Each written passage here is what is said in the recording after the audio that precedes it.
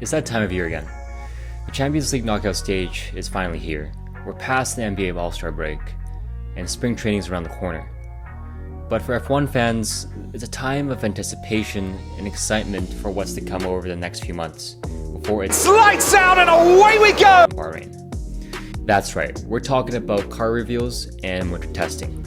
But the last couple of years have offered us another thing to look forward to, and that's Netflix's Drive to Survive. We've already seen 2 seasons of it, and it's undeniably successful with glowing reviews, but most importantly, it's brought in so many new fans into the sport. And ever since Liberty Media took over the Formula One group back in 2016, the amount of F1 content available to the public has just expanded exponentially. So of course it made sense to produce a behind-the-scenes, exclusive access documentary of a sport that is just filled with money, politics, and drama. We've had really entertaining moments from that series. We can talk about Gunther's infamous lines, the beef between Christian and Cyril, to really heartfelt moments of Charles' rise to Ferrari and Pierre's roller coaster 2019 season. While all of that is definitely must-watch content, I can't help but feel that there are some things that Drive to Survive doesn't do very well.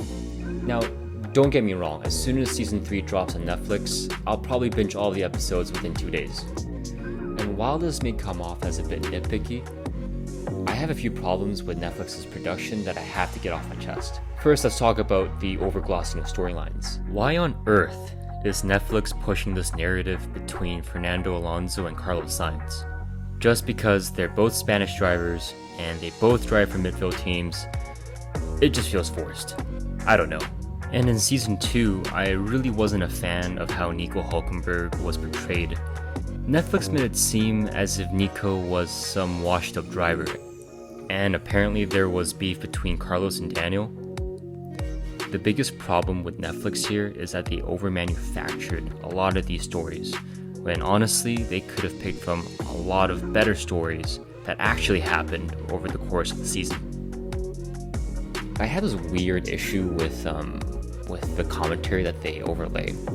Obviously, I'm used to listening to Crofty and Brundle, but Jack Nichols's commentary here and there, it just feels fake.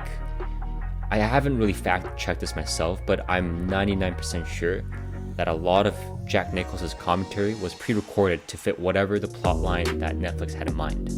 I know the documentary is meant to kind of sensationalize Formula One, but it's not a fucking movie. Another issue that I have with Drive to Survive is their tendency to sort of villainize drivers. For every story, I guess, every filmmaker, I don't know, there needs to be some sort of bad guy in the narrative. And a prime example of that we see is Verstappen. I mean, Max is made out to be some sort of huge villain in the series. Yes, sure, he's had some not so nice moments, but honestly, who hasn't? It really doesn't mean his relationship with Danny Rick was irreversibly damaged.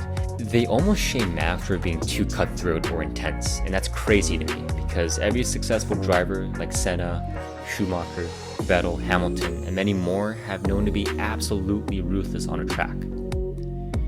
I don't like how Checo was portrayed in Season 1. They made it seem like Checo took away a seat from someone who deserved it more, and I don't think that's necessarily true. Yeah, I get it. Ocon has one of the more inspirational underdog stories out there. But I don't think it should mean Checo should get the short end of the stick in this case. But I find it weird that Netflix kind of glosses over the fact that Perez has saved Racing Point on multiple occasions.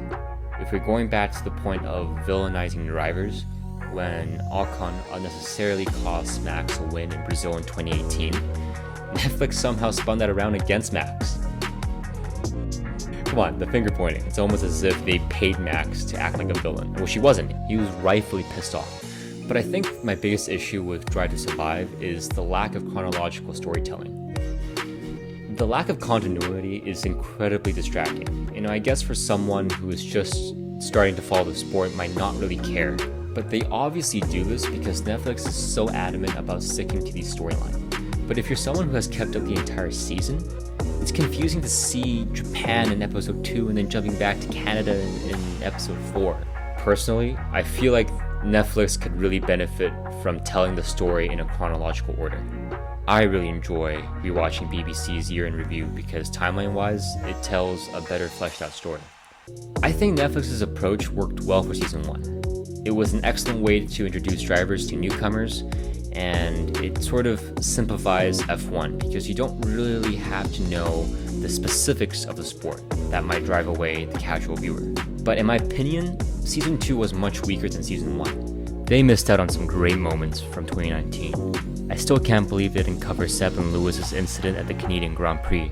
That race alone could have been an episode, in my opinion. When Sebastian took away Lewis's first place sign at the end, I don't think any Hollywood writer could have done better. I still find it puzzling that Netflix decided to leave out the Ferrari engine drama from that year. If they want to talk about politics, I think that was the perfect time to bring it up. I felt those topics could have been covered over the Williams episode. I really could not care any less about how Paddy Lowe dropped the ball with Williams. We get it. Williams bad. I don't know if they stuck to the same style in season 3, but at this point, I feel like people who have seen the first 2 seasons would most likely have followed the season and would agree that the storytelling is jumbled.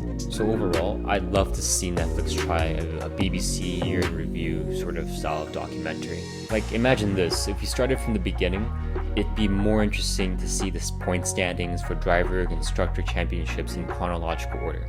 And yeah, I mean, I know the Drivers' Championship was pretty much never in doubt for Lewis, but I feel like the constructors, especially for the midfield teams, would have been so much more interesting. It was basically a carousel for third place amongst McLaren, Renault, and Racing Point. And there are plenty of great stories like Monza, Russell's Mercedes stint in Bahrain, Checo's first win, Ricciardo's podium. Just give it more context, please. That's all I ask.